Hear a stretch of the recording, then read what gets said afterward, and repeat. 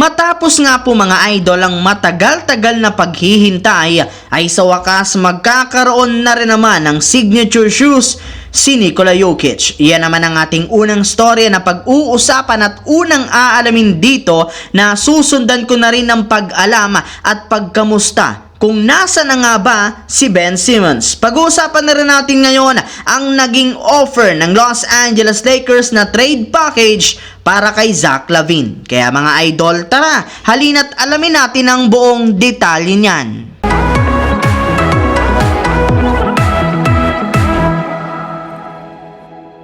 Sa pagkapanalo nga po mga idol ng ating defending champions na Denver Nuggets sa kanilang game ngayong araw sa Toronto Raptors, 113-104, umangat na nga. 19 wins, 10 losses ang kanilang win-loss record bilang ikatlo sa Western Conference. Yes mga idol, nasa taas pa rin naman ng standings ang kanilang kupunan kaya malaki ang confidence ng kanilang superstar na si Nikola Jokic na patuloy sa pagdodomina sa pag-average niya ng 26.5 points, 12 rebounds per game na may kasamang 9.3 assists sa kanyang 53.9% shooting.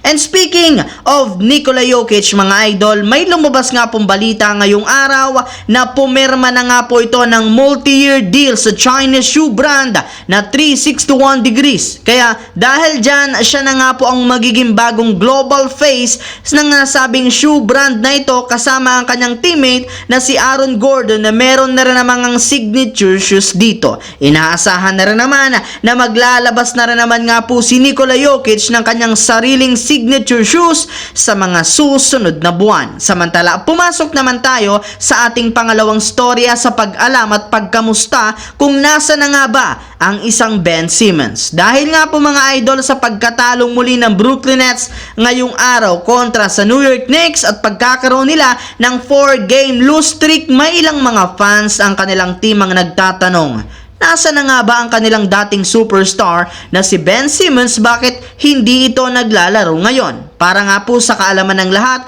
nakapaglaro rin naman nga po si Ben Simmons sa kanilang unang 6 na laro ngayong season. Ngunit simula nga po nang magtamo siya muli ng injury sa kanyang likod, November 6 noon, hindi na nga siya nakapaglaro pa sa kanilang sunod na 20 games. As of now, consistent rin naman nga po ang pag-improve ng kalagayan ng katawan nito. Sa katunayan, pinapagpatuloy nga po nito ang kanyang ginagawang individual workout. Sadyang, kailangan nga po nito na mas matagal pang oras at panahon ayon sa ilang mga eksperto para maging 100% healthy ang kanyang katawan. Kaya dahil dyan, inaasahan na nga na sa darating na Enero pa tuluyang makakabalik si Ben Simmons sa Brooklyn Nets. Habang dumako naman tayo sa ating huling storya dito sa balitang nag-offer na nga daw po si Rob Pelinka at ang Lakers sa trade package para kay Zach LaVine.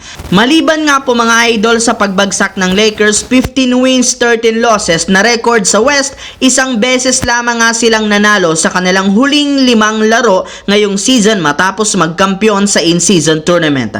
At isa nga po mga idol sa mga sinisisi sa kanilang mga pagkatalo ay ang malamyang performance ng kanilang mga manlalaro, especially si D'Angelo Russell na nakapagtala lamang sa kanilang game kontra sa Bulls ng 2 points, 1 rebound, 2 assist sa kanyang 1 out of 6 sa field goal at 0 out of 4 naman sa 3-point line. Kaya hindi nga nakakagulat kung bakit marami na sa mga fans ng Lakers ang nagagalit sa kanya at nagsasabi na dapat na nga talaga itong i-trade ng kanilang kupunan sa lalong madaling panahon.